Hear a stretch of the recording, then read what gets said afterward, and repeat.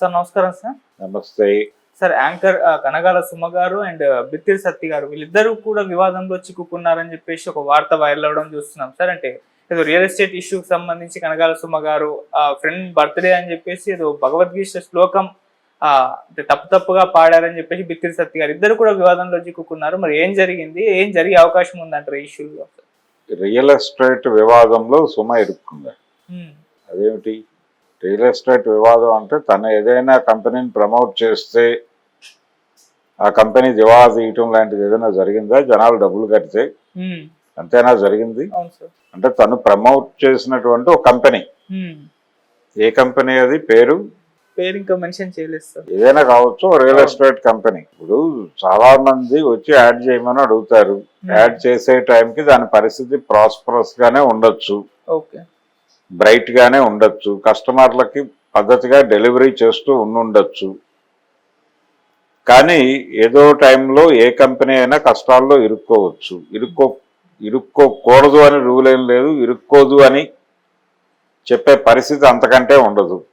గతంలో కె విశ్వనాథ్ గారు, బాలసుబ్రహ్మణ్యం గారు కలిసి చేసినటువంటి ఒక ప్రచారం, ఒక వెంచర్కి చేసిన ప్రచారం, ఆ రియల్ ఎస్టేట్ కంపెనీకి కూడా తర్వాత కష్టాల్లోకి వెళ్ళింది, అది మనకు తెలుసు. ఇలాంటిదే అది కూడా. అంటే వీళ్ళ ఫేస్ వాల్యూ మీద కొంత మార్కెటింగ్ చేసుకోవటానికి ఒక స్ట్రాటజీగా చేస్తారు. వీళ్ళకి దానికి సంబంధించి రెమ్యూనరేషన్ కూడా ఇస్తారు భారీగానే. అప్పటికి వీళ్ళకు ఉండేటువంటి చెక్, అది చేసే టైంకి, అడ్వర్టైజ్మెంట్ చేసే టైంకి వీళ్ళు చెక్ చేసుకునే చేస్తారు అనుకుందాం. అప్పటికి ఆ కంపెనీ ప్రొఫైల్ బాగానే ఉంటుంది, వీళ్ళ అభిప్రాయాలకి దగ్గరగా కూడా ఉంటుంది, వీళ్ళకు కూడా ప్లాట్లు ఆఫర్ చేయొచ్చు, ఇవ్వచ్చు కూడా. సో బాగానే ఉంది, బ్రైట్గా ఉంది అనేటువంటి ఒక కాన్ఫిడెన్స్ తోనే చేస్తారు. ఎవరు కూడా వీడు దివాలా తీయాలి, నష్టపోవాలి, ఏదన్నా ఒక డిస్ప్యూట్లో ఇరుక్కోవాలి అని అనుకోరు కదా. అలాగే అలా అనుకుంటే అసలే చేయరు కదా. వీళ్ళు యాడ్ చేయటానికి, ఈ కంపెనీ బోర్డు తిప్పడానికి, లేకపోతే దివాలా తీయటానికి, లేకపోతే దెబ్బతింటానికి, ఈ రెండిటి మధ్య ఎంత గ్యాప్ ఉంది, ఎంత టైం ఉంది అనేది చూస్తే, ఇంత టైం తర్వాత, ఒక 10 ఏళ్ల తర్వాత ఇది జరిగింది అనుకోండి, 10 ఏళ్ల ముందు వాళ్ళు యాడ్ చేశారు అనుకోండి, ఈ 10 ఏళ్ల తర్వాత జరగబోయే పరిణామం వీళ్ళకి ఎలా తెలుస్తుంది? తెలిసే అవకాశం లేదు కదా. కాబట్టి ఇది జస్ట్ వాళ్ళు చెప్పారు కాబట్టి మేము కొన్నాము కాబట్టి, అక్కడ డబ్బులు కట్టాం కాబట్టి వాడు సడన్గా బోర్డు తిప్పేశాడు, దీనికి సుమ బాధ్యత వహించి మా అందరికీ డబ్బులు కట్టాలి అని కనుకంటే చాలా ఇల్లాజికల్గా ఉంటుంది. మీ విచక్షణ ఏమైంది? ఇప్పుడు ప్రతి అడ్వర్టైజ్మెంట్కి కింద షరతులు వర్తిస్తాయని ఎందుకేస్తారు? ఇలాంటి వివాదాలు వస్తాయని. ఎందుకు అంటే టర్మ్స్ అప్లై అని ఎందుకంటారు అంటే, అక్కడ ఆ టైంకి ఏం జరుగుతోంది, ఆ టైమ్లీ వ్యవహారమే ఉంటుంది దానిలో. అంతే తప్ప 100 ఏళ్ల తర్వాత బలానా రోజున నువ్వు మార్కెటింగ్ చేసినటువంటి కంపెనీ, నువ్వు మార్కెటింగ్ ఎగ్జిక్యూటివ్గా ఉండగా నువ్వు ప్లాట్లు అమ్మించావు, ఇప్పుడు ఆ కంపెనీ దివాలా తీసింది అంటే ఎలా టార్గెట్ అవుతారు వాళ్ళు? ఇలాంటివి అనేకం జరుగుతాయి. ఇప్పుడు ఆ మధ్య పురుగుల మందులు ఉన్నాయి, కూల్ డ్రింక్స్లోనూ ఒక ప్రచారం, పెస్టిసైడ్స్ అవశేషాలు ఉన్నాయి కూల్ డ్రింక్స్లో అని చెప్పి ఒక వార్త చాలా సెన్సేషన్ అయింది. అప్పుడు చాలామంది తెలుగు హీరోలు కూల్ డ్రింక్ యాడ్స్ చేస్తున్నారు, థమ్స్అప్కి, పెప్సీకి. పెప్సీ పవన్ కళ్యాణ్ చేశాడు, థమ్స్అప్కి చిరంజీవి చేశాడు. అన్నదమ్ములు ఇద్దరు చెరో డ్రింక్ తాగమంటున్నారని ప్రచారం ఆ రోజుల్లో. ఈ టైంలో ఈ కూల్ డ్రింక్స్లో ప్రిజర్వేటివ్స్ వేస్తారు, దానిలో కొన్ని వీటి తాలూకా అవశేషాలు ఉన్నాయి అని ఒక వార్త స్ప్రెడ్ అయింది. అంటే దీని ద్వారా జనాలు చచ్చిపోతారు నెమ్మదిగా, చిరంజీవి ముఖం చూసి లేకపోతే పవన్ కళ్యాణ్ ముఖం చూసి తాగి చచ్చిపోతున్నారు జనాలు అన్న లెవెల్లో ప్రచారం జరిగింది. అప్పుడు చాలా స్పష్టంగా వాళ్ళు మేము అన్నీ చెక్ చేసుకునే చేశాము, ఒకవేళ అలాంటిది ఏదైనా ఉంటే మానేస్తాము. ప్రజల జీవితాలతో ఆడుకునేటువంటి కంటెంట్ కానీ లేకపోతే ఏదన్నా ఒక ప్రాజెక్టుని కానీ ప్రమోట్ చేయడంలో మేము ముందు ఉండము అని చాలా స్పష్టంగా ఒక ప్రకటన చేశారు. ఒక పద్ధతి పాటించడం మొదలైంది. అందుకని ఇలాంటి ఎండార్స్మెంట్లో ఇలాంటి ప్రమాదాలు డెఫినెట్ గా ఉంటాయి. దాన్ని అక్కడ వరకే వాళ్ళు చెప్పారు కాబట్టి నేను కొన్నాను, వాళ్ళు చెప్పలేదు కాబట్టి కొనలేదు అనటం కాదు. మీ దగ్గరికి జస్ట్ ప్రోడక్ట్ని వాళ్ళు తీసుకొచ్చారు, ఇది బాగుంటుంది అని ఒక అడ్వైజ్ చేశారు.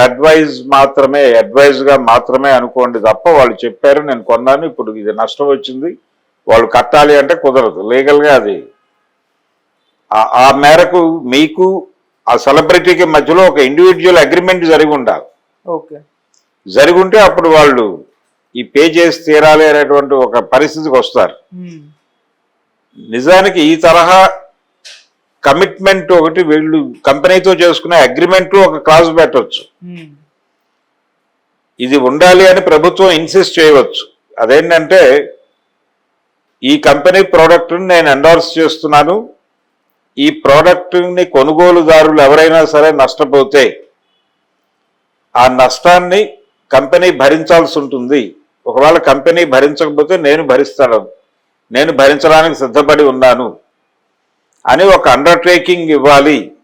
ఎనీ సెలబ్రిటీ ఒక అడ్వర్టైజ్మెంట్ చేసేటప్పుడు ఇలాంటి ఒక అండర్టేకింగ్ గవర్నమెంట్కి ఇవ్వాలి అని ఒక రూల్ పెట్టండి. అప్పుడు ఖచ్చితంగా వీళ్ళు బైండ్ ఓవర్ అవుతారు. ఆ రూల్ ప్రకారం వాళ్ళకి జరిగిన నష్టం ఏమిటో ప్రూవ్ అయితే ఆ అమౌంట్ ఎంతైతే డిసైడ్ అవుతుందో ఆ అమౌంట్ వీళ్ళ తాలూకా ఆ కంపెనీ నుంచి వీళ్ళు పొందినటువంటి బెనిఫిట్స్ ఏవైతే ఉంటాయో, రెమ్యూనరేషన్ కావచ్చు, మరొక రూపంలో కావచ్చు, కొన్ని సందర్భాల్లో ప్లాట్లు ఇచ్చి ఉండొచ్చు, వాటిని తెగనమ్మో ఏదో ఒకటి చేసి సెటిల్ చేయాలి అనేటువంటిది ఒక రూల్ పెట్టుకోవచ్చు. ఆ రూల్ ఉన్నప్పుడు వీళ్ళందరూ ఇంకొంచెం జాగ్రత్తగా ఉంటారు, ఇంకొంచెం పద్ధతిగా చేస్తారు. అప్పుడు కూడా వీళ్ళు చెబితే కొన్నాము నష్టపోయాము ఎవరు బాధ్యత అంటే భవిష్యత్తు దర్శనం చేసిన వాళ్ళు లేకపోతే భవిష్యత్తుని చదవగలిగిన వాళ్ళు అయి ఉండరు కదా. ఈ రోజున ఒక కంపెనీ చాలా బ్రైట్గా ఉంది, దీని షేర్ కొనొచ్చు అని చెప్తారు, ఎవరో కొంటారు. ఆ రోజు రాత్రి 12ంటికి అనుకోకుండా ఓ పెద్ద తుఫాన్ వచ్చి ఆ కంపెనీకి కావలసిన పత్తి ఆ పంట నాశనం అయిపోతుంది. పత్తో మరొకటో ఏదైతే ప్రాస్పరస్ గా ఉంది అని ఒక స్టాక్ ఎక్స్చేంజ్ వాడు చెప్తాడో, చెప్పి ఈ స్టాక్స్ కొనుక్కుంటే మీకు చాలా బ్రైట్ గా ఉంటుంది జీవితం అని చెప్తాడు, ఎవరో కొంటాడు. కొన్న రోజు రాత్రే ఏదన్నా ఒక ప్రకృతి విలయం సంభవించి ఏ ఎలిమెంట్స్ ఆధారంగా అయితే ఇతను రేటు పెరుగుతుందని చెప్పిన కంపెనీ ఉందో ఆధారపడి ఉందో ఆ ఎలిమెంట్స్ దొరకకుండా పోయిన పరిస్థితి వస్తే ఆ కంపెనీ కష్టాల్లోకి వెళ్ళిపోతే అప్పుడు ఇన్వెస్టర్ ఏమైపోతాడు, ఈ షేర్లు కొనుక్కున్నవాడు కూడా నాశనం అయిపోతాడు కదా. అది అప్పటికుందా, కొన్న టైంకి లేదు, కొని వీళ్ళ పేరుతో వచ్చేసిన తర్వాత ఆ రోజు రాత్రి ఎప్పుడో వర్షం పడి దెబ్బతింది పరిస్థితి. అప్పుడు ఎవడేం చేయగలడు? అందుకని ప్రతిదానికి కూడా షరతులు వర్తిస్తాయి అనేది ఒక కండిషన్ ఉంటుంది. దీన్ని దృష్టిలో పెట్టుకుంటే అసలు ఇది ఇష్యూనే కాదు. అయినప్పటికీ కొంచెం ఎండార్స్మెంట్ చేసేటప్పుడు వీళ్ళకు ఉండేటువంటి పర్సనల్ స్ట్రైచర్ ఉంటుంది. ఆ స్ట్రైచర్ డిస్టర్బ్ కాకుండా కొంచెం చూసుకుని జాగ్రత్తగా ఒళ్ళు దగ్గర పెట్టుకొని వాళ్ళకు కూడా విషయం అర్థం చేయించి, ఎవరైతే ఆ కంపెనీ యజమానులు ఉంటారో మీరు మీ మీద ఒక భరోసాతో నేను చెప్తున్నాను ప్రపంచానికి దీన్ని కొనుగోలు చేయండి అని మీరిచ్చిన హామీ మేరకు ఏదైనా తేడా జరిగితే ప్రజలు మిమ్మల్ని అనుకోరు, మమ్మల్ని అనుకుంటారు. అందుకని మీ ప్రోడక్ట్ ఎండార్స్ చేస్తున్నామంటే మేము రిస్క్లోకి వెళ్తున్నామని అర్థం. అందుకని ఒకవేళ అలాంటి రిస్క్ ఏర్పడితే మేము సేవ్ అవటానికి మా దగ్గర కొంత రిజర్వ్ ఫండ్ ఏదైనా పెట్టు అని అడిగే పరిస్థితి ఉంటే ఇమ్మీడియట్గా వాళ్ళు ఇదిగో బాబు మేము కొంత రిజర్వ్ ఫండ్ తీసుకున్నాం వాళ్ళ దగ్గర, ఈ డబ్బులు మీరు పంచుకోండి, లేదు ప్రభుత్వానికి అందజేస్తున్నాం ప్రభుత్వం నుంచి మీరు తీసుకోండి అని ఏదో ఒకటి చెప్పడానికి ఒక అవకాశం ఉంటుంది. అలాంటిదైనా ఏదైనా మార్పు చేసుకోవాలి, చేసుకుంటే వర్కౌట్ అవుతుంది. లేకపోతే ఇలాగే ఈరోజు సుమ కావచ్చు, మొన్న చిరంజీవి, పవన్ కళ్యాణ్, ఇంకొకళ్ళు ఎవరైనా కావచ్చు, ఎవరైనా రాడార్లోకి వచ్చేస్తారు. సార్ ఇటు బిత్తిరి సత్య గారు కూడా అది ఫ్రెండ్షిప్ డే సందర్భంగా ఒక శ్లోకం పాడారు, అది హిందూ మనోభావాలు దెబ్బతీసే విధంగా ఉన్నాయని చెప్పేసి కంప్లైంట్ చేయడం కూడా చూస్తున్నాం. సో ఆయన ఈ విధంగా ఇంకో వివాదంలో చిక్కుకున్నారు, మరి దీన్ని ఏ విధంగా చూస్తారు సార్?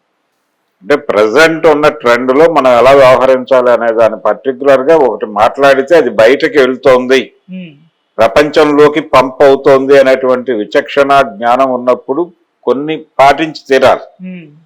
కొన్ని విషయాలు అంటే ప్రపంచం అంతా నమ్ముతున్న విషయాల్ని రెడిక్యూల్ చేసి ఒక థియరిటికల్ అప్రోచ్ లో ఒక విమర్శ పెట్టడం వేరు, క్రిటిసిజం పెట్టడం వేరు. దాన్ని రెడిక్యూల్ చేయటం, అపహాస్యం చేయటం వేరు. అపహాస్యం చేసినప్పుడు అవతల వాళ్ళకి ఆగ్రహం వస్తుంది. మీరు అర్థం చేయించే ప్రయత్నం చేస్తే వాళ్ళు ఆలోచిస్తారు. అలా కాకుండా మీరు వెటకారం చేస్తే వాళ్ళకి కోపం వచ్చి తిరగబడతారు, గొడవ చేస్తారు, కొండకొచ్చు చేయి చేసుకునే పరిస్థితులు కూడా ఉంటాయి. కాబట్టి ఈ విషయంలో బిత్తిరి సత్యదే మిస్టేక్. తన అలా ప్రొనౌన్స్ చేసి ఉండకూడదు. తన స్టైల్లోకి ఆ శ్లోకాన్నో ప్రార్థనా గీతాన్నో తన స్టైల్లోకి అడాప్ట్ చేసుకుని ఆయన చెప్పేసరికి అవతల వాళ్ళు హర్ట్ అవుతారు.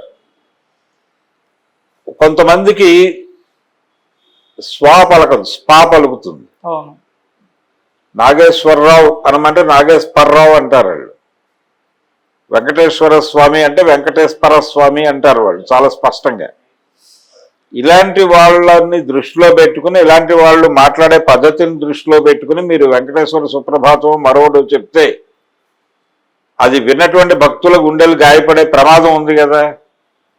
అందుకని ఈ ఏరియాలో చాలా జాగ్రత్తగా ఉండాలి. ఇది మనోభావాలకు సంబంధించిన వ్యవహారం. ఈ మధ్య రామ్ గోపాల్ వర్మ గారు నేను చచ్చిన పౌరాణికాలు తీయను, ఎందుకంటే ఇందులో చాలా మనోభావాల గొడవలు ఉంటాయి. ఎక్కడో చోట ఇరుక్కుంటాం, ఆ డిస్ప్యూట్ ఆ పంచాయతీలు సెటిల్ చేసుకోవడానికి జీవితం సరిపోదు, అందుకని నేను ఆ జానర్లోనే సినిమాలు తీయను అన్నాడు చాలా ఓపికగా, ఒద్దికగా, పద్ధతిగా. ఆ లెవెల్లో భయపెడుతున్నారు ఇప్పుడు వాళ్ళు. గతంలో లేదు, గతంలో భక్తితో చూసేవాళ్ళు పౌరాణిక సినిమాలు అలా చూడలేదు ఇప్పుడు అన్నాడు ఆయన. గతంలో భక్తితో చూసేవాళ్ళు కాదు, దాన్ని సినిమాగా చూసేవాళ్ళు. ఇప్పుడు మత మౌఢ్యంతో చూస్తున్నారు. మత మౌఢ్యంతో చూసినవాడు గొడవకి దిగుతాడు, సినిమాని సినిమాగా చూసినవాడు సినిమాగానే చూసి వెళ్ళిపోతాడు. ఎవరు ఎన్ని విమర్శలు చేసినా, ఎన్ని మాటలు మాట్లాడినా, ఎన్ని కాంట్రోవర్షియల్ సీన్స్ ఉన్నప్పటికీ దాన్ని సినిమాగా మాత్రమే చూసి వెళ్ళిపోయేవాడు.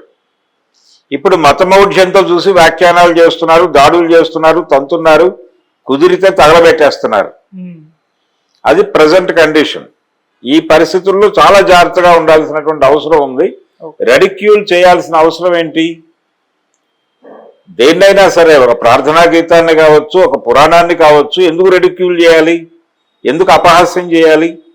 స్ట్రైట్ గా దీనిలో ఇది ఉంది అని చెప్పి దాని మీద తనకేదైనా డిసెంట్ ఉంటే, ఏదైనా విమర్శ ఉంటే దాన్ని స్పష్టంగా ప్రపంచం అంతా ఆమోదించిన భాషలో చెప్పేస్తే ఏం పోతుంది? ఎవరో నిన్ను క్రిటిసైజ్ చేయరు కదా.